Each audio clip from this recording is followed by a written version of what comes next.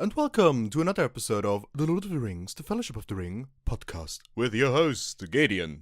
That's me. Been a while. As it goes, life happens and schedules change and no one really cares, so let's get into it, shall we? Firstly though, happy birthday to The Fellowship of the Ring. In this year, 2026, the first of the three Lord of the Rings movies turns 25 years old. Wow. Just wow. A quarter century and I still have to be bored by any of these amazing pieces of art. It makes me feel very lucky to have grown up with such entertaining pieces of media and witnessed this sweet spot of production when something was made by fans, for fans, and keeping the true intent of its creator mostly intact. Now, with the first film being old enough to vote, drink alcohol, drive a car, and have a fully developed brain, we can feel all together. Yay! Time never stops. Now, on to the film. We begin at minute 20 with Sam dancing with Rosie and end at minute 25 at some stairs.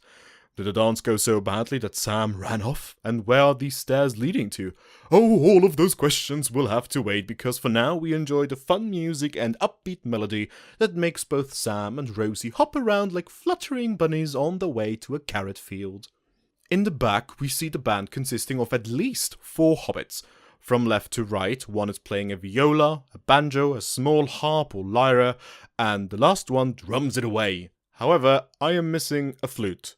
The main tune is clearly a flute, and I remember, only a few frames ago, one hobbit fluting it away. There, right behind Rosie, we see one with a white flute, and later when we cut back to both of them twirling away, the flute is missing, but we can still hear it. Where'd that flute go? Why can I still hear it? Where has it gone, my precious? Where is it?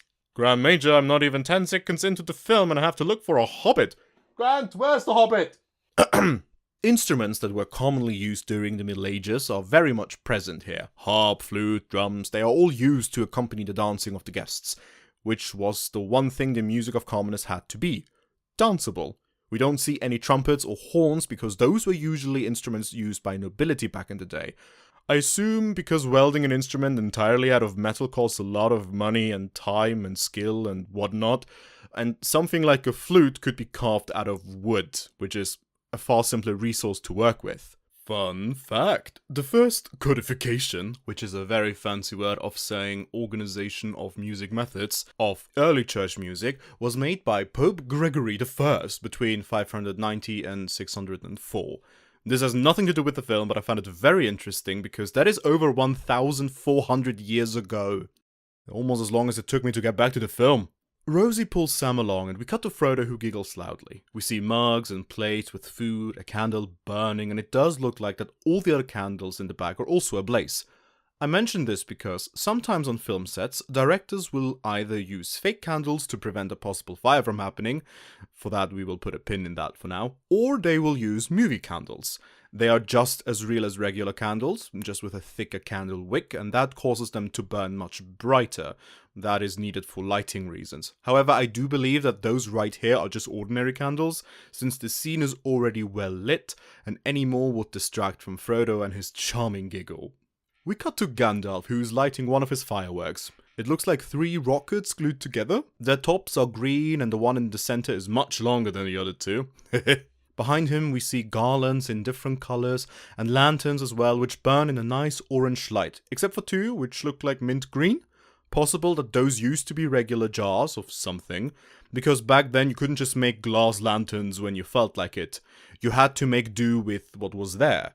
And the Hobbits, being a rather simple collection of people, I'd say that many simply loaned Bilbo their jam and honey jars for the party to make fancy little makeshift glass lanterns. These lights do have a name in the film industry. Practicals. See, like the candle before, they are not really the source of light, but should simply appear as such for the viewer. Otherwise we would wonder how everything is so nicely lit in the middle of the night. We do later see that it's almost a cloudless night, but even then it could never be this bright. So they throw in some practical lights and quickly our brain accepts them as the source of light. How they achieve the different colors is a trick one can try at home by gluing the jar in thin colored pieces of paper. We talk really thin, like baking paper. In German we call it Seidenpapier, which directly translates to silk paper. but Google and dictionary tells me it's called tissue paper, which is wrong. Silk paper does exist and can be purchased as silk paper, and what the heck, Google? I thought you knew everything. Why is everything a lie now? Everything is a lie. Anyways, jars like that can also be called decoupage lanterns. Decoupage is French, no kidding, and means to decorate something with shapes and pictures. Therefore, decoupage lanterns. But for Bilbo's birthday and to the happiness and relief of everyone in the decorate department of this film, only simple colors like yellow and green were used to give the effect of a jar full of light. But screw the peaceful lights, I'm here for magic and fire! As the wick is lit by the staff of Gandalf, the firework shoots into the air, and we can see, only for a few frames, a thin, bright thread pulling the firework into the sky. Wow, so much magic. Now, during any normal viewing, no one would ever notice it. I only did because I'm looking at this by frame. And lighting a real firework would have been more than just a fire hazard, but a hazard in general. You can't put a national treasure like Ian McKellen in danger just for a scene of lighting a firework. But whatever, the collection of green triangles shoots into the sky, followed by a white trail of smoke, and Gandalf looks surprised. What else did you think was going to happen, Gandalf? Perhaps it was the thread that was pulling your firework that bamboozled you. We cut away and see the party from afar. We are on the water and only see the circle of light in the midst of darkness. The trees are pitch black, the sky is dark blue, and there are some few clouds covering it. A single dot of light shoots into the sky and explodes, releasing a wave of white arrows shooting away across the sky and dashing right into us. Fun fact! Fireworks are a class of low-explosive pyrotechnic devices used for aesthetic and entertainment purposes. Wow! The earliest fireworks came from China during the Song dynasty, that was between 960 to 1279, and that was named like that because their emperor was named Taizu of Song. I'm probably butchering the name like a horrible person. Fireworks were used for entertainment purposes, accompanying festivities and other things like that, similar to here. And I find it impressive that after all this time, like 1,000 years later almost, it's, well, still used for that, for entertainment purposes. However, back in the day it was also used to ward off evil spirits, because they believed that the light and the loud bang would ward the evil spirits off. But enough about that, let's return to this old spirit. Cut, we are now in front of Bilbo, who appears to be inside in one of the many makeshift tents. Again, we can see the many jar lights in the back. He is telling his story of the 3 trolls who he encountered on his journey during The Hobbit, TM, where in chapter 2, Bilbo successfully stalls the trolls long enough for the sun to rise and them turning into stone. He tells the story with much more charisma than I am right now, and the young hobbits are absolutely enthralled by him. We shift to the children in question, and... wait, hang on. Wait, those aren't any other children. Those are Peter Jackson's children! Nepotism! I call nepotism! Billy and Katie Jackson are present right here. He often smuggles them into his films and gives them little cameos. However, I don't think they ever say a single audible word for us, so we will see them throughout the trilogy, however. Trust me, so keep your eyes open. Perhaps we will see more of Jackson's blood relations in this film. We take position behind a group of children and we can see, well, a total of 9, and each and every one of them has wavy locks. Is that a Hobbit thing? I mean, Sam doesn't have locks like that. His hair is much more wavy than anything else. But every other halfling of the Fellowship has locks. Is that like a Took thing? Because Merry, Pippin, and Frodo are related to each other through the Took family. So maybe it's just a Took thing. Bilbo also has locks. Maybe it's a Took thing. But I think it was used to give the hobbits one particular visual trait. You know, the elves have long hair and are tall, the dwarves have beards and are short, humans are, well, humans, because the audience already knows themselves, we don't have to establish that, and the hobbits have curly hair and walk barefoot. Because easy recognizable iconography is very important when you establish a new fantasy race. Keep in mind that before the Peter Jackson trilogy, the hobbits were never presented to a larger audience portrayed by real-life actors. So it might have really been to just give them a visual trait, easy to recognize them from a distance. Behind Bilbo, we can see more food. Who's surprised? I see bread piled up, a stack of cheese, a wooden basket full of shiny apples, and I believe on top of another barrel there is even more bread. The hobbits are my kind of people. I can eat bread to almost anything. I probably was a miller in a past life. As a snack suggestion for your next viewing, if you have soft bread with you, then open it up and in the middle stuff some crisps in there, close it and enjoy your crispy sandwich. I'm not gross, it's actually quite fantastic. You can ask any of my real friends, which I have. We see another extra child and I have no idea who that is. He is not related to Peter Jackson, so I don't care. Also, have you any idea how many extra there were for this film? I can't go through every extra in this film, and everything I get when I googled Child Extra Lord of the Rings films are Katie and Billy Jackson. Thanks, Google. Well done, you useless piece of software. The boy looks at Bilbo with an expression I would call... What? I guess he is meant to look scared, or at least very invested, but he looks more like someone who has no clue what the hell is going on. Absolutely understandable. I was no different at a social gathering of that size when I was that age. Everything is already massive. Now imagine that triple that size. I'm impressed the boy isn't absolutely frozen in stupor. And before we cut away, of course we have to get a close shot from Katie Jackson as she shakes her head in absolute shock. Ah yes, what glorious acting performance by that little girl. Surely it was absolutely necessary for her to be in the frame again, Peter.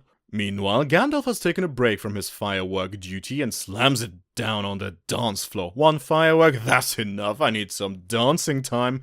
Go get it, dance until the dawn, you beautiful, ageless Maya. The hobbits around him are twirling like he is a massive tree for some spring celebration. They jump and turn, holding on to each other's waist before they reach for another hobbit to do the same again. I have seen this type of dance many times in films, show, or even medieval festivals. Circle dance, you could call them, but they differ from region, culture, and class. I couldn't tell which type of circle dance this one is. Traditionally, you would hold hands and always remain in circle shape, but there are circle dances in which you can hop around like the hobbits are. And since we are in the Shire, I'm simply gonna call this one the Hobbit Circle Dance. But Gandalf doesn't do a silly little circle dance. Nope, he hops up and down on one spot and fulfills his role as Maypole. Although it's September, because Bilbo's birthday is in September. Speaking of Bilbo, we are now behind him, looking over his shoulder. We see the children, and where did that one kid go? Where did he go? What? Is he okay? What happened? Why is there another child entirely now? Maybe he was just too tired and he had to be replaced by another extra child. No time to wait, I guess. Let's go and finish this one scene, whatever it takes, guys. But I have to say that they all look... Oh boy, okay. So the girl on the bottom right looks at Bilbo how one would look at Henry Cavill. Maybe she got a glimpse of pictures of Ian Holm when he was young. He did look very dashing. But girl, what the hell? Katie looks at him with neutral expression, and so does her brother Billy, who looks at him how most children look at adults when they listen to them, ready for something exciting to happen. The girl on the bottom left looks very unhappy or just disinterested. The one behind her should have pulled her wig a little down because no child before 10 has such a forehead. I do not believe that hair receding has kicked in already. The girl behind Billy looks a bit too excited, as if she were holding back a laugh. The boy next to her looks completely stoned. Maybe he smoked some of that fabled hornblower weed. And the last boy behind that lusting girl has his arms crossed and has this skeptic look about him, going, "I do not believe a single word you say, old man." By the Vala, why does this look so chaotic? Well, they are just children, after all. Very young children at that.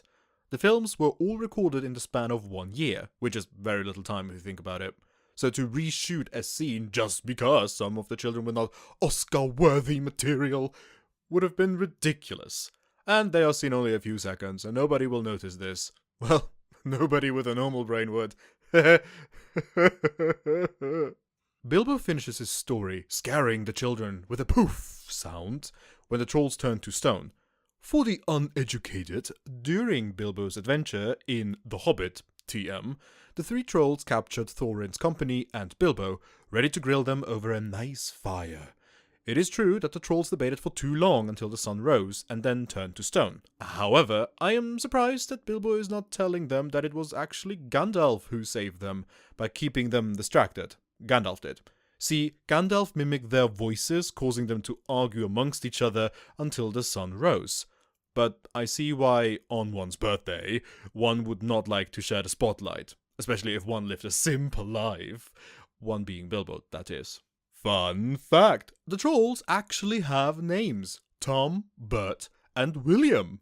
No idea why the trolls were given such basic English names in a world full of fantastical ones, but I guess that should distinguish them a little bit from others. I'll allow it, Professor Tolkien, because it is quite fantastical. Gandalf then proceeds to fulfill his entertaining job again and picks up about 4 different fireworks. And they look so cool. One looks like a toadstool, and back in the cart we see it again. Then there is one with a blue vase on top of it with silvery leaves below that. The big one he just took has different pointy towers, and a small one that does not really look like anything, but I believe that is the one he will fire later. From behind his cart we see Mary Brandybuck sneaking about to no good, of course. I'll be right with you, Mary, don't you worry, but I'd like to inspect the cart a little bit more and its surroundings. To the left of the screen, we see a table which is obviously stacked with beverages and food. What else should there be? We see apples and bread, put a pin in that, a massive jar for what I assume is ale or water, and next to that I can see a barrel which most likely is also filled with something to drink. The car itself is the same we saw Gandalf arrive on, only that its back is folded down, granting easy access to the contents inside. We see the different fireworks a little better, the blue vase, the toadstool one, but also other designs. Something red held by golden spikes, there's a blue one and one that has some sort of form attached to it.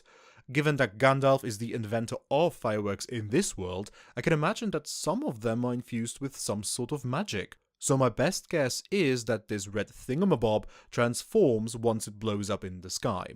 Speaking of blowing up, Merry knocks on the tent behind him and quickly Peregrine Paladin Took emerges from the inside to be hoisted onto the cart. We know nothing so far of this duo, but we can already guess that one is a bit more organized than the other. Merry has his vest orderly and buttoned up, while Pippin's is open and loose.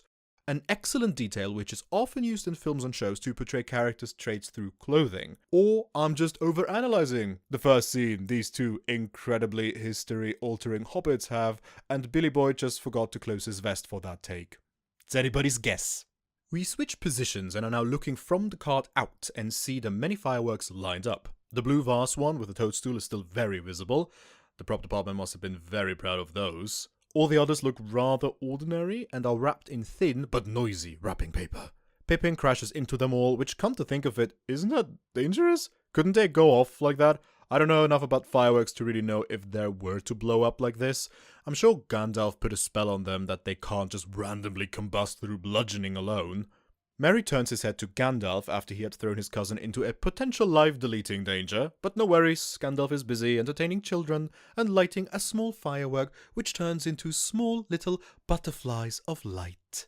For this effect, special and practical effects work together. Thanks to the children, it is mostly covered, but there, where the smoke comes out, we see a small something.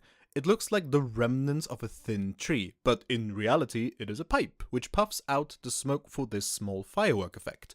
The butterflies, though, are CGI. So the smoke is real, and thanks to that the CGI of the butterflies looks more real. The children try to catch them all and chase after the little butterflies, and Gandalf laughs and looks after them behind a cloud of white smoke.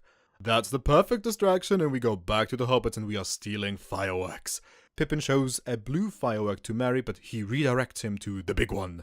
And oh boy, it's a big one. It is a red dragon with golden edges and scales, very much a nod to Smaug the dragon. Since this is Bilbo's party, I can see Gandalf creating a firework based on that great adventure. And this firework is large. The thing is as big as Pippin's head. Both hobbits look at it with excitement. Pippin jumps down and rushes off, and Merry does the same after checking the area, of course, and after one more bite into his apple. Where did he get this apple from? From the table behind him, exactly. That's what I call continuity. Well done, Grant. I forgive you for losing one hobbit child. Bilbo shakes the hand of Mrs. Bracegirdle, played by the New Zealand actress Laurie Dungey, and walking past us are 8, I repeat, 8 of her children. She is carrying the 9th in her arms. This, Bilbo comments with a, "My, you have been productive." Yeah, that's an understatement. In France, she would receive the Medal of Family. In gold, may I add. At 8 children or higher, 4 to 5 is bronze, 6 to 7 is silver, and anything above that is shiny gold. Mental, Bilbo finds that too and gives off this fake catch movement with his hand we all do when something is too much, like the fertility rate of Mrs. Bracegirdle. God damn it. But, stupor of children's army or not, this does not prevent Bilbo from hearing his relatives the Sackville Baggins from a distance. His ear twitches, the music strings along playfully, and he turns to Frodo, who just happened to be there. Wasn't he just sitting on a bench, watching his gardener dance? Bilbo warns his nephew of the approaching danger, and quickly they both usher themselves away. I love how Frodo has inherited the distaste to the Sackville Baggins from Bilbo. He looks almost scared when looking into the general directions of their approach. We now see the two in question, Lobelia and Otho Sackville Baggins. They scan the entire party area for their relative Bilbo, and their disdain is written all over their faces. Lobelia is portrayed by Elizabeth Moody and Otho by actor and crewman of the film Peter Corrigan. Bilbo and Frodo hide, for a lack of a better word, behind a tent, and we see both Lobelia and Otho walk right past them, but not before stopping for a moment and showing us that neither has any peripheral vision. Come on, woman, he's right there. I'd like also to point towards the dress code of both Baggins families. While both Bilbo and Frodo are dressed, I'd say almost fancy, the Sackvilles look almost shabby in comparison. We know that Lobelia very much is after Bilbo's fortune after he dies, and really dislikes Frodo for becoming his sole heir, but I do believe that they have fancy clothes, similar to Bilbo and Frodo. However, I am sure that the event of Bilbo's birthday would be the last reason to dust off the fancy clothing to wear them for Bilbo himself. Ugh. As the menacing Sackvilles leave by turning around, and they really didn't see him. Huh? You didn't see him? He's right there! Bilbo sighs in relief and thanks Frodo. For what exactly? All he did was come along. He didn't help you hide. Well, except at the beginning when he pushes you through the crowd, but after that, not much else. But regardless, we take a quick break from the Hobbit Shenanigans to have a somber moment between those two. The music swells and Bilbo deems Frodo a good lad. And you can see Frodo's confusion. Where did that come from? And the old Hobbit continues with his vulnerable speech. This sort of implies that their relationship is a more relaxed one, and that matters of the heart are not that often addressed, at least not so directly. But this scene does a lot already to show us the kind of relationship these two have with each other, one of respect but also playfulness. He says that he is selfish for he didn't take Frodo in out of pity after the death of his parents, but because he was the only Baggins to show real spirit. Now, that is very odd, and Frodo comments on that, asking if he has been drinking from the Gaffer's old brew. The old Gaffer is Sam's father, for those who didn't know. In the background, we hear more fireworks going off and people cheering in excitement. Bilbo quickly denies this before confessing that he actually did. He then stutters a bit and says that him being intoxicated is not the point, because the point is... He then pauses for a moment, the camera zooms in on his face, and he simply says, "You'll be alright." Seems like Bilbo had a moment of hesitance there with his plan to simply vanish after the party. While it seems odd for Bilbo to say these words at such a joyous occasion, remember he told Gandalf that he does feel old, and when we feel old we reminisce and remember the moments and people who give us so much more than their company. And Frodo has given a lot to Bilbo by being simply there. Without him, Bilbo would be very much alone and have no one close by. Sure, he has a lot of relatives, but that doesn't mean much when you can't relate to them. The Sackvilles are a very good example of this. Now close to the finish line of his plan, Bilbo wonders if he should really do it, leave the Shire and mostly Frodo behind, who has become somewhat of a son to him. But we see that he stops his sentimental thought process and ensures his nephew that he will be fine. And then he drinks a little from his mug, and where did he get that mug from? I need to know. Let's rewind the clock a bit. There! Oh, well, he had it in his hand when he talked to Mrs. Bracegirdle. Wow, another point for continuity, Grant. Well done. I might forgive you for your past mistakes. Keep this up, Grant. But enough about melancholy and sad vibes. Let's go back to Hobbit Shenanigans, and who better to reel us in than the two hobbits who caused the most. We see a cord being lit on, and it sizzles and sparks. We zoom out, and we see Pippin had just lit the firework while Merry is still holding it. They appear to be in a tent meant for dishwashing. We see a pile of dishes and a good amount of watering cans in the back. The perfect plan comes now into action, and Merry comments that Pippin was supposed to stick it in the ground first, and hands him the now lit firework. Pippin says that it is in the ground and hot potatoes it back to Merry. Merry corrects and says outside, and Pippin defends that this was Merry's idea. Meanwhile, the music in the background is like a ticking clock, slowly building up and getting faster and faster, just like the court that is burning, and sack! It takes a blaze, the screen becomes white, and we switch to the outside of the tent. A white flash illuminates the inside, and smoke puffs out, and with a massive swoosh, the tent rises into the air, and we see both Merry and Pippin rolling away from the explosion. Every onlooker is not bothered by the potential danger and simply assumes that this is part of the show. We get the classical "oh" and "ah" before we cut back to scorched Pippin and Merry. And now it might be the time to talk about these pranksters a little more. Peregrine Took was the youngest of 4 children. He had 3 sisters and was the youngest member of the Fellowship. And it shows because he's the one who gets up to most shenanigans, even after he left the Shire. Well, at least in Gandalf's eyes, I'm sure. It's also worth mentioning that on the official fan wiki, one of his official titles is Fool of a Took. Mwah! Brilliant. I could go more into it and talk about all the things he's going to do, but that is what we call spoilers, and we don't do that here. Didn't you talk extensively about future and past events that would be considered incredible big spoilers? Never gonna do that here. We do not spoil. Pippin is portrayed by the lovely Billy Boyd. His first debut was in 1996 in Tagad, I'm not sure. It's a Scottish detective series. His great breakthrough was the Lord of the Rings trilogy from 2001 to 2003. After graduating, he performed in many plays like The Slap Boys, The Diary of Adrian, and some more at the St. Andrew's Theatre, which were his first paying roles. He then received a call from his agent about the Lord of the Rings movies, and if he would like to audition for them. He went along, not expecting much, but within a few months, Peter Jackson came out to Scotland to meet him and audition him personally. While rehearsing for a show, he received a call from his agent, who said that the part of Pippin had been offered to him, if he wanted it. And the rest, as many say, is history. He was the one who wrote the melody for The Edge of Night, which he also sings in The Return of the King. What caught me by surprise was to learn that he was an avid surfer and pretty good at fencing. He is also the godfather of the children of his co-star Dominic Monaghan. Now to the older of the two, Meriadoc Brandybuck, aka Mary. Mary was born as the only child of Saradoc Brandybuck and Esmeralda Took, who is the younger sister of Paladin II Took. You know, that's Pippin's dad, and thusly they are first cousins, and they are also best friends, so this is why we see them always together.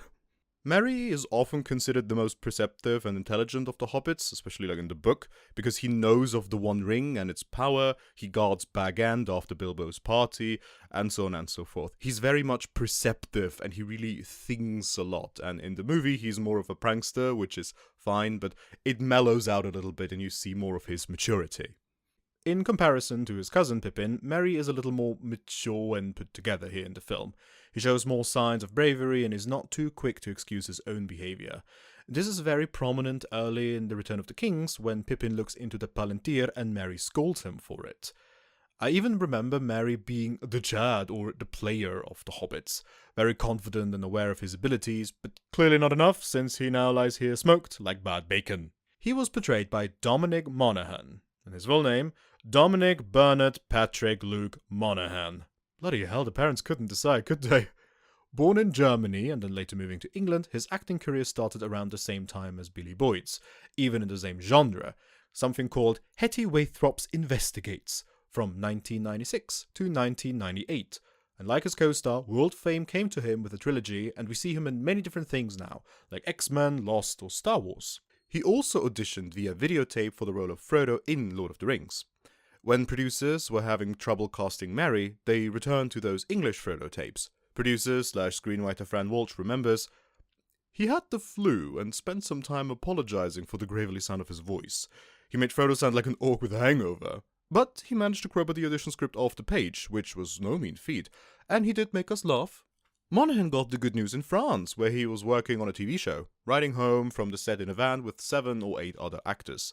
After Monaghan got the news on his cell phone, all the other actors fell silent, chewing on their own jealousy.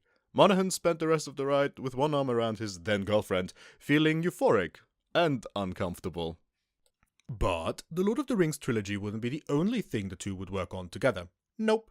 During the pandemic, when we were all locked inside, Billy and Dominic launched a podcast called The Friendship Onion, where they would talk about their experiences on the Lord of the Rings set and other things. They would have interviews with other cast and behind-the-scene members, answer questions from fans, and do all sort of things. It also showed how much of actual Tolkien nerds these two were. They also often have discussions and interviews with Lord of the Rings YouTubers.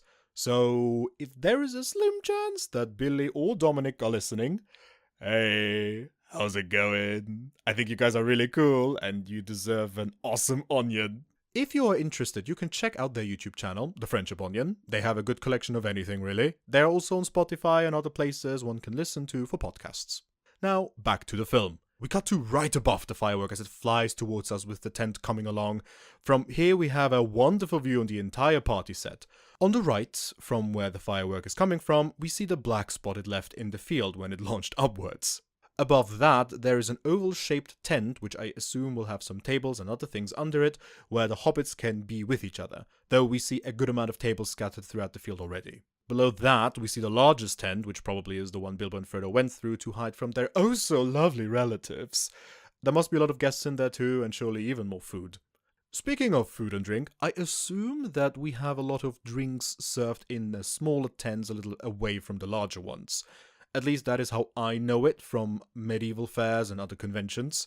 Food and simple drinks like water or soda you can find in the main areas where people just sit. But anything with alcohol tends to be a bit away to give a little space between the drunkards and the more sophisticated partygoers. The firework then erupts in a flash of gold and crackles, the tent is incinerated, and we cut back to the joyous crowd that simply continues with their ooh and ah, and then we take a closer look here, and this woman gives it her absolute all. She has never seen a firework in her life. Jaw dropped, goldfish mouth, Mary Poppins would be appalled, I tell you. She reminds me very much of that meme of a few years ago. It was a guy at a concert who had his mouth so wide open in awe of the performance that he looked stung by a jaw-dropping paralyzing bee. We return to the firework and we can see that it is starting to take shape. We see a snout, two sharp eyes, and a mouth full of teeth. It opens its massive jaw and it devours the camera and us with it. The music during all of this is very much building up to something again, but unlike before, with Merry and Pippin and it sounding like a countdown, this time it feels more natural and grows like an animal. Just like this firework that simply continues to grow and sprout wings and then quickly make a U-turn towards the exciting and waving hobbits. And for all the attendants who chased after it to have a better look at it, learn the feeling of regret when now a fire sparkle dragon is coming down on them all.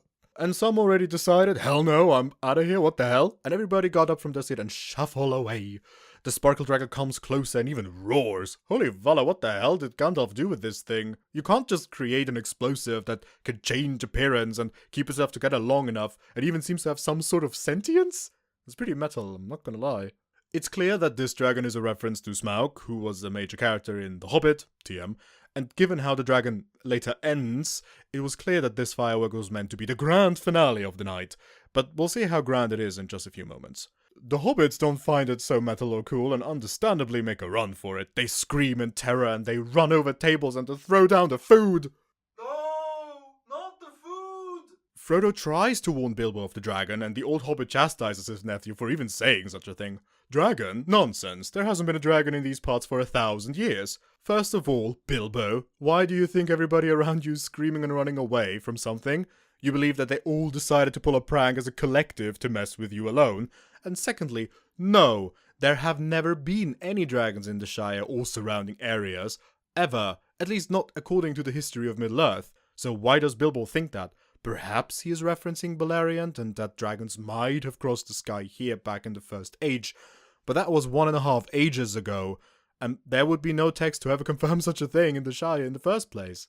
Of course, it is possible that there are fairy tales and legends among the hobbits like we have in real life that tell epic stories with dragons in them, so maybe he uses those as historical evidence. But if that's the case, that is a horrible source for historical evidence. That's like basing an entire belief system on a text that was never really researched, then translated from one language to the next, and everybody just went, oh yeah, that's the truth. Frodo pulls Bilbo to the ground and everybody else throws themselves onto the grass. The dragon just misses them by a smidge, and all its sparkles scatter together and travel further away. The music comes to a halt, and boom! We see a massive firework the size of what I would guess could be the moon. What the hell, Gandalf? Forget the beacons of Minas Tirith. Just fire some of these bad boys into Mordor, and you could win the war instantly. Come to think of it, why didn't Gandalf use any fireworks then? But anyways, everybody's excited and happy and clap and is not traumatized to almost have become a Hobbit-nugget. God damn. We cut to Pippin and Merry, who look like the victims of Kevin McAllister.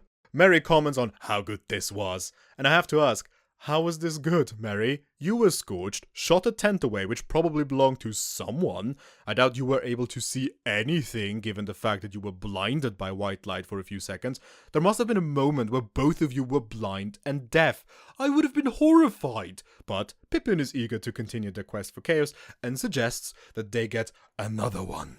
However, very quickly a figure in a long grey cloak appears behind them and swiftly takes their ears hostage. The two give a painful squealing and we take possession of their ear grabber, and with a deep and exhausted tone we hear Gandalf say, Meriadoc Brandybuck and Peregrine Took.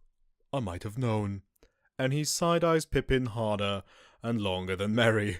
Understandable, because it will be Pippin who is going to be the challenge to his patience in the future. We're now seeing dishes and mugs washed. Under Gandalf's supervision, both troublemakers now, as punishment, must clean every single plate and mug of the party.